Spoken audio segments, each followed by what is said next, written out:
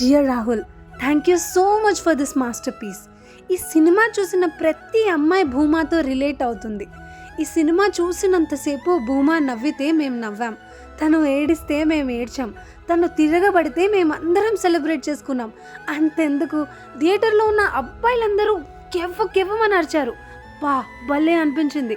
అప్పుడే అనిపించింది this generation is slowly healing అని.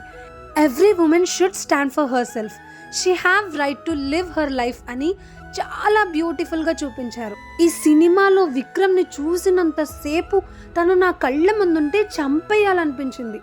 Every actor nailed it. తను యాక్టింగ్కి జీవం పోయడం వల్లే తన మీద అంత చికాకు వచ్చింది. And last but not the least, ఈ మూవీలో హీరో ఈజ్ దుర్గా. ఒక అమ్మాయిని ఒక అమ్మాయి మాత్రమే హీల్ చేయగలదు అని చాలా అందంగా చూపించారు. And I have to tell you something special. నేను ఒక ఫార్మస్యూటికల్ కంపెనీలో మేనేజర్ని.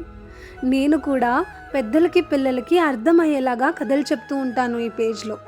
అందుకేనేమో ఈ కథ నాకు చాలా రిలేట్ అయింది. Thank you for this masterpiece. జాగ్రత్త.